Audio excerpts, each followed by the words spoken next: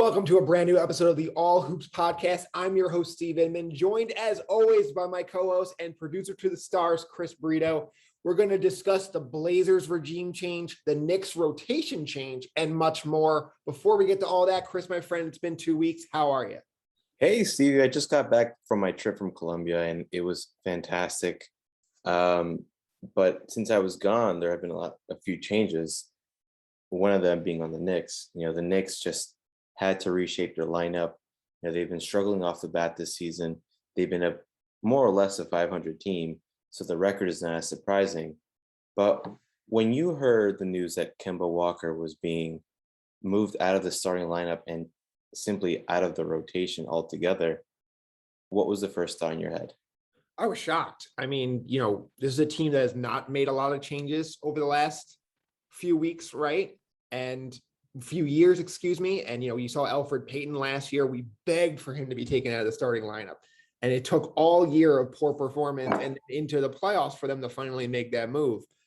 I didn't think this was going to happen this soon. Kemba was still shooting the ball okay. His offense was there. He was another threat as a shooter, but just defensively, they were just getting torn apart. And, I keep going back and forth about whether defense matters, right? Especially in the NBA, you can hide guys, but he was getting picked on. And then Evan Fournier is not a great defender either. So just having a backcourt of guys who just don't defend was just really hard for the Knicks because they were just getting chewed apart to start games. And every time the bench had to come in and save them. So I'm not really surprised they are taking him out of the starting lineup. I'm surprised they're taking him out of the rotation entirely. I mean, to me, the point you made about the defensive liabilities of Kemba Walker and Fournier were one of the things I was mostly concerned with to start the season, right? And so far, one of the few times that I'm right this time. And I think moving forward, is Alec Burks going to be the point guard for the foreseeable future? Or does this mean he's just keeping the seat warm for someone like IQ to eventually become the starter, or for Rose to become the starter? A lot of these questions are the ones perking up right now. Right now, since they've made the change, they're on a 2-game losing streak. Granted, against teams like the Nets and the Bulls, who are two of the best teams in the East. Didn't they make the change for the Hawks game too, which they won? Didn't Burke start there? Oh, I'm sorry. So Kemba was hurt that game. Burke started. So it did start 3 games ago. They made the announcement 2 games ago. But as you said, I just think if Burks continues to play the way he's playing, he's going to start. And quite frankly, he's been playing really well. I think the thing that the Knicks need to do is just address those long lapses of offensive infutility and figure out their late game offense, because they still haven't figured it out. They've added weapons like Fournier. Fournier has been clutch. He hit that 3 the other night against the Nets in the waning seconds. It's just, I'm so frustrated by this team because they somehow always find ways to stay in the game, but never manage to win it altogether. Whether it's on Randall's part to be better offensively down the stretch, making those 2 free throws that he missed in that final minute against the Bulls. Like, this is a different conversation right now, right? If they beat even turnover where he got picked off by Caruso, right? If they don't make those errors in judgment or whatever, this is a different conversation today. And they have a Warriors game coming up, and it's way too early for panic, and I'm not even suggesting anything of the sort. But I think we're going to continue to see this pattern, and the team is clearly falling the burden of expectations now. Yeah, I definitely think, that's a very good point. It's a concern. This team right now reminds me a lot of the playoff team we saw last year that got bounced in 5 games versus that, uptrending regular season team that seemed to get better as the year went on. It's just, they just have trouble finding offense. And they're shooting more threes, so they're definitely trying new things. They just, they don't have a ton of shooters. So that's an issue there. I think they gotta be in transition more. I mean, the Garden is electric when Derrick Rose is throwing these alley oops to Obi Toppin, right? But it seems like that starting lineup, the Randalls, the Fourniers, they don't run, and I think it's really hard when you don't run, and then you don't defend on the other end to get off the leads, and they just come off as looking exhausted by the end of these games. Mitchell Robinson looked gassed against the Bulls. Randall looked gassed. And when they took Mitchell Robinson out, Clyde kept going, the mice are going to play. You have no center in the game, the last 2 minutes of the game. And, you can kill Thibodeau for that, but you really can't because Gibson's ejected. Noel's been hurt basically all year. And Mitch just looked absolutely gassed in 25 minutes of play, where I'd rather go no center and hope you can get offense than try to play a gas Mitchell Robinson, not get the offense, and then potentially not get the defense either. So they got to figure out the center thing because that duo of Noel and Robinson are the anchors. They're the ones who really stop things because when a Kemba or a Fournier gets blown by, there's still a protection at the rim. And I know Mitch has been doing good with the blocks, but, they haven't been that same elite defensive unit that had made the Knicks a good defensive team last year. Well, I think a big part of that was having someone like Reggie Bullock, who played really well defensively as a wing defender for the Knicks. I mean, can we say that Fournier is that guy right now? No. Can we say that even Barrett is that guy right now? No. He's made strides, but they're not turnstiles either. But at the same time, these are not the guys that made the team so well defensively. And then just looking on, I mean, the Kemba situation real quick, I guess the thing that Knicks do now is look for potential trade partners, right? Who might that even look like? What team might be a good fit for him? Yeah, you're looking for a contender who has a piece in that $8 to $12 million range. It just isn't really fitting in. You look at the Lakers and they have, guys like Malik Monk, who, you and I kind of disagree with a little bit. You talk about Kendrick Nunn, who really hasn't played much for them so far. He's been hurt. Those are, a guy like that. And you're just kind of saying, we're swapping our guy who doesn't fit here for your guy who doesn't fit here. I feel like that's the kind of trade that's going to make the most sense. I keep seeing this John Wall thing. That is 100% not happening, because for that to happen, the Knicks have to basically break up their entire bench. You got to ship out Burks, you got to ship out Rose, or, one of those guys plus Fournier plus Kemba Walker. It's not going to work. And I don't know what kind of shape John Wall's in. I mean, I see him just hanging out in street clothes at these Rocket games, which also is weird. Like, if you're going to say you're not playing for us, send him home. What are you having him hang out with the team for? It doesn't make any sense. I've never seen anything like that. But I definitely think, for one, you can't trade Kemba Walker until after December 15th, since he signed this summer. And two, I believe it's going to be a headache for headache kind of situation where it could drag out for another month or two. Yeah. And then the aspect that kind of weighs on me a little bit is that Kemba Walker came here, gave up some money in the Oklahoma City for him to leave Oklahoma City, and now he's here to play home. There's a lot of hype in him coming back home, and it didn't work out. I mean, listen, you saw him last night. He was like cheering on his teammates, what I think is a great touch from him. It sucks it didn't work out. It didn't work out with other New York City reunions like Meta World Peace, Stephon Marbury. But let's move on real quick to the Blazers, who appear to be cleaning house now. They terminated their general manager, Neil Olshey. And I think it raises the question of whether Damian Lillard is going to want to be part of another rebuilding process now on an organizational level, and which whoever the new person is might want to have a different philosophy, may want to trade Dame. It's tough to say. It's tough to say. I mean, the team is not very good right now, and I guess what I'm trying to say is this the final straw for Damian Lillard? Doesn't help. I don't know if it's the final straw. I mean, they're promoting from within. And we talk about it a lot with our New York Giants. When you get rid of one guy and you promote his assistant, I'm not sure how much things are going to change.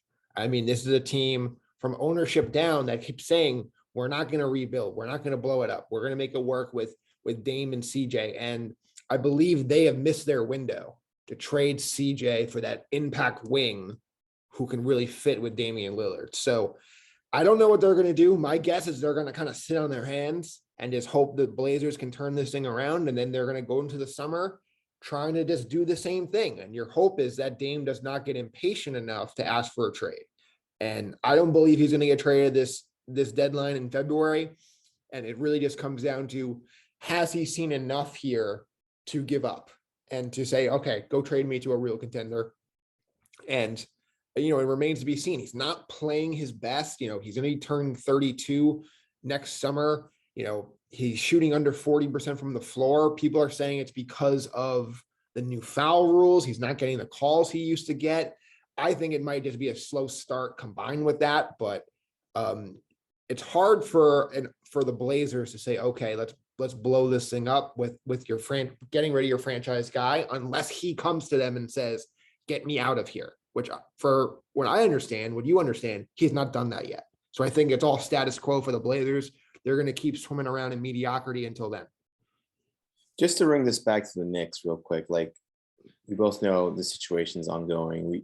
We have no idea whether Dame's going to go or not, but assuming, let's say Damian Lillard wakes up tomorrow and says, oh, I want to be traded from you. I don't want to coexist in Portland and whatever this carcass of a roster is. Is it time? Should the Knicks, I should say, trade their young assets, including RJ Barrett, for Damian Lillard? Would you make that trade right now? It's a little tougher than it was when we had this discussion a few months ago, but I think the answer is still yes. He is a top 10 player in the game, a top 2 or 3 point guard in the game. I don't really believe that his slow start means that he's declining. If he does, and you trade everything for him, that means another 5 to 10 years of a horrendous rebuild. If you're the Knicks without draft picks, which would be horrible, but at the same time, it's a great risk reward that I believe that's what this front office is here for. Their job has been to collect as many picks and young players as they can to cash them in for a chip like this. And I don't really know if there's going to be a better chip than Damian Lillard the next 1.5 to 2 years. Yeah, I'm inclined to agree with you. And I also think with the height and play of Tyrese Maxey, I think you can even make the argument that like the Sixers can be involved in a trade for Dame now too. Like, I'm pretty sure Maxey, Ben Simmons does it. Does it? I mean, it depends on what you think of Ben Simmons. Like, this is a guy who's quit on his team. He can't really score unless he's in transition. Do you really want that as the face of your franchise? Are you really going to trade? Like, it depends on how you want to build your team. Like, you just saw the Houston Rockets blow it up with James Harden, and they said, we don't want Ben Simmons. We'd rather have a bunch of draft picks in 2026, tank real hard, and just hope for, better days ahead than to go with a Ben Simmons-led team that might win 40 games. So I don't know how the Blazers feel about it. I'm sure there are some teams that would prefer the tanking route, and then there's some others that would prefer the Ben Simmons route. So it really just depends on, first of all, we don't really know who's in charge, but depends on what the new GM wants to do in Portland. The person in charge is a player of personal development now. Is he interim or is he the guy going forward? He's interim. Right. So right now the Blazers are in a weird spot where they're like neither here or there, can't really decide for the future and whatnot. So it's gonna be rough. Let's go over to another Western Conference team. Real quick, last thing on the Blazers though, Sure. They do blow it up, I would be very interested in seeing if the Knicks can pry CJ McCollum away if you can't get into the Damian Lillard sweepstakes. I don't think it'll cost nearly as much, especially if they're trading Dame somewhere else. And he is a very underrated point guard. He's been playing off the ball forever now. And I think he's a guy who can really emerge as a Batman and Robin kind of thing with Julius Randle. And I think that's definitely something where that should be looked at. And just because if you can't get Damian Lillard does not mean all hope is lost if you're the Knicks. I like that actually a lot. Okay, so moving on to the Suns. The Suns have a big game on Friday night against the Warriors, but they are currently on an 18-game winning streak. So there had been a lot of talk about the Nets. Obviously, I think their ticket is, I'm not saying punched, but it's right up there. And then heading into this season, the Lakers were the favorites to get out of the West. The Warriors for a few weeks are making a buzz, and they're still obviously up there. But what about the Phoenix Suns? The Phoenix Suns are on an 18-game winning streak. They beat the Warriors the other night. They're going to face them again Friday night. This is also Chris Paul's third team with a 17-game plus winning streak. First off, are we sleeping on the Suns? We absolutely are sleeping on the Suns. I mean, this is incredible what they're doing. And you see a lot of teams, they get to the finals and they're like, okay, we're bored of the regular season. You've already heard Trae Young come out and say, we're having trouble getting up for these games. They don't matter. You look at the Milwaukee Bucks. They've been just taking guys off, rest here, rest there, not really taking it as seriously as they probably should. And Phoenix gone the other way. They're all systems go, foot on the gas. Let's win as many games as we possibly can and have what probably is going to be the greatest regular season in Phoenix Suns history, right? So my only concern would be, are they asking too much of a Chris Paul who's older and saying, hey, this is a guy who's broken down once you got to May and June in Houston? He's a few years older than that now. Like if he's healthy, I honestly believe they have as good of a chance as anybody to win the NBA Finals. It's just, once this winning streak is over, I would prioritize having him get right versus having them win 70 games. Because at the end of the day, all that really matters is bringing that championship to Phoenix. Well, here's the thing, though, like nothing is promised. So I think you ride this out as much as you can in terms of, if you're winning games, you're playing great, playing a high pace. I think that's really what this team is getting into. And it's really promising to see guys like the Bridges of the world, Ayton, Booker's now injured, but those three guys have been, sort of the pillars of, in addition to Chris Paul, in the recent winning streak. And so I think, I'm not saying you should rest Chris Paul, but if they're playing, not rest him, but I'm saying like, it's hard to tell me to tell them not to do it when they're winning. You can't ask that for Chris Paul though. Like if he's hurt, he's hurt, but if he's not, he's gonna play. Like his minutes are up 2 or 3 minutes a game from last year. I would just prefer a little less. He's that's all. And not right now. You got a winning streak, you got a long season to go, but you get to February, March, you're going to be wrapped up as a home court team by then. There's no reason to play him 35 plus minutes a game again until the playoffs. That's my opinion. As you said, Bridges has been great. He deserves some votes for Defensive Player of the Year. We looked at that contract and we're like, wow, this is like your third or fourth option on offense getting, basically $100 million. He's worth that money. Ayton looks like he's worth the max he's going to get this summer. Devin Booker's hurt right now, but he's been a huge part of this. He deserves, first team all NBA votes. So those four guys are as special of a four as there really is in the sport. And it's incredible because this is a team that has had so many problems drafting for the last 15 years. They finally got it right. And couldn't we have gotten Bridges? A lot of teams could. I mean, Philadelphia traded him on draft night. He's from there and his mom works for the Sixers. Yeah. And they traded him for like to get an extra pick that became Zaire Smith, who I think is out of the league already. Yes. And he's literally exactly what the Sixers need. So yes, Knicks could have got him. It would have been great. You'd rather have him or SGA or Miles Bridges or, any of these guys over Kevin Knox. Yes, but at least we didn't trade him away. That's true. And what I love about Bridges is how complimentary he is to that Suns team. He doesn't need the ball to be an effective player. He fits like a glove. That's it. He's perfect. And a lot of teams would want him. And, you could have seen the Suns go in another direction last year, right? And they took it up. And so he's going to be there for a long time. I agree. All right, Chris, let's get to our final thoughts right after this. Okay, Chris, final thoughts time. How about this? The Oklahoma City Thunder lose to Memphis by 73 points, the greatest margin of victory in NBA history. There was no John Morant. What the heck happened? I mean, it was an absolutely embarrassing performance by the Oklahoma City Thunder. Like, we all know what you're trying to do, but at least pretend that you're trying out there. It's unacceptable. 73 points in an NBA game. You see that with CYO leagues or high school games, but an NBA game by that many points, it's ridiculous. I mean, it's disgraceful. And, for anyone who didn't believe they were going to tank again this year, they're tanking.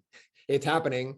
And, you kind of thought, okay, they tanked last year. They literally sat everybody at the end of the year and they fall to 6. Do they learn their lesson? Maybe say, we're not going to do this again. No, they're all systems go further than last year.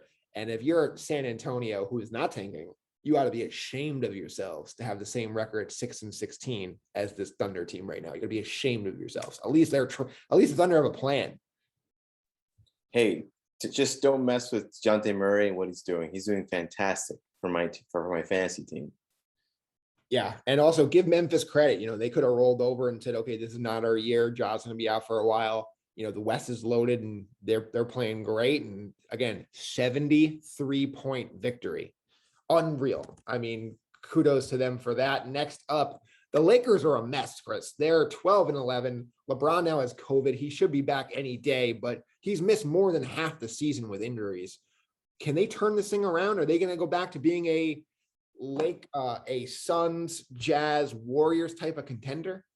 Listen, all you need with LeBron is for him to suit up in the uniform, and the Lakers will be okay. And we act like 12-11 is okay. Listen, it's a lot below expectations for the Lakers. This is the Lakers we're talking about, but I think really the key to all this is like for him to be okay, healthy, and for him to really get those reps in with Russell Westbrook, and I think they'll be okay. I mean, I don't really see them being better than the Warriors or the Suns right now, but it wouldn't surprise me if in a few weeks the Lakers are right up there with those guys, right below them, right around them. I think they'll be below them. I mean, you can make a case to me right now that they could be the fourth best team going into the playoffs. I don't see them being above that.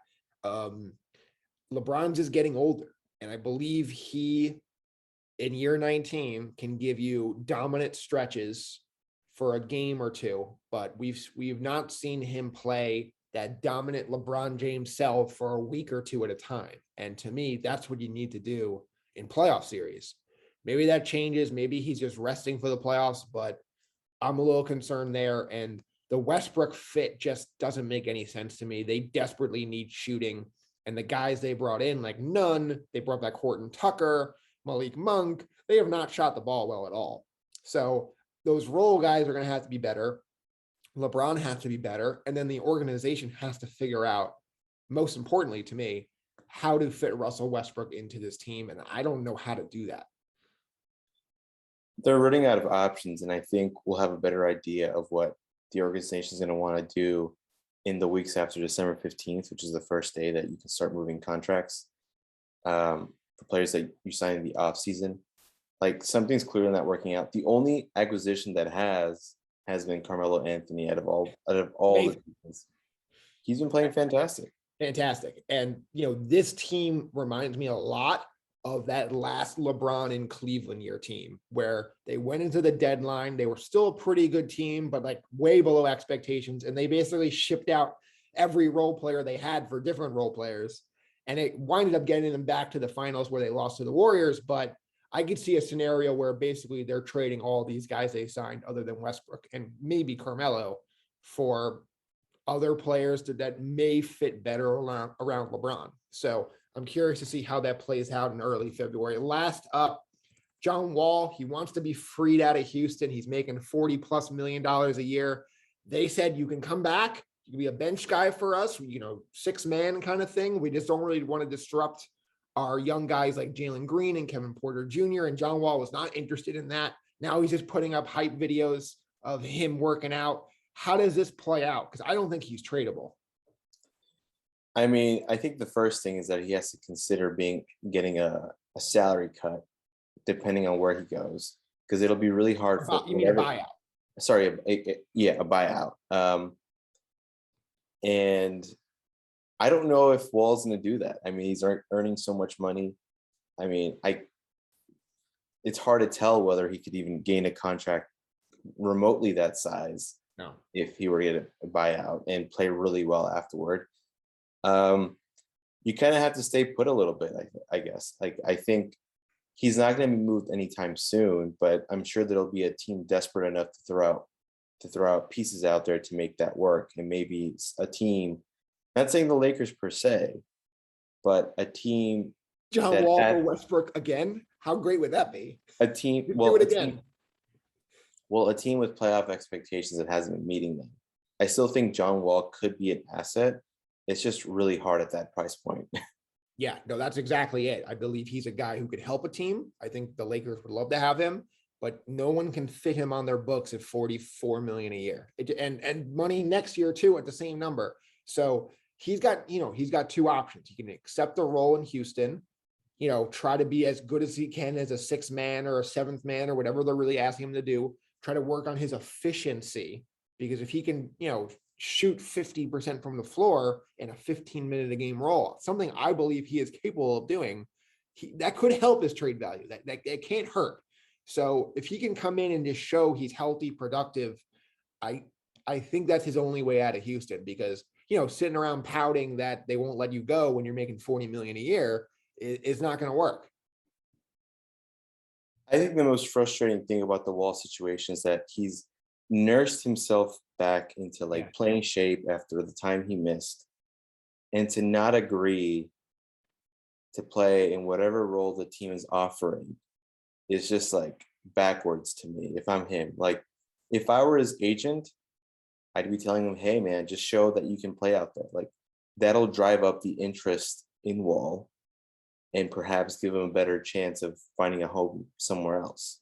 And it would also show that he could be a good teammate. And that's, you're already seen that, where I question, why is he on the bench? Well, he's being a good teammate. That's really the answer. But, I'm curious to see how this plays out, because I just can't see him being traded. And we've said that with guys before in their giant contracts. And guess what? They get traded. So we'll see how it all plays out on the next All Hoops.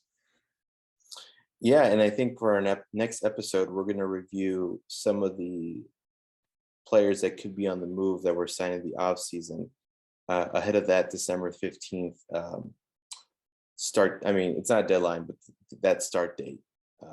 So it'll be interesting. I mean, I think there's a lot of teams. I mean, I can't say, the Knicks will move Fournier, but he could be someone, there are a lot of guys out there making a lot of money. So I'm not sure they're going to move Fournier. I do think they're going to move Kemba at some point, but that's going to do it for us here on the All Hoops podcast. Thank you for watching on YouTube or listening on Apple or Spotify. We'll be back next week, as Chris said, to discuss that December 15th opening, and we'll talk to you soon. Bye, everyone.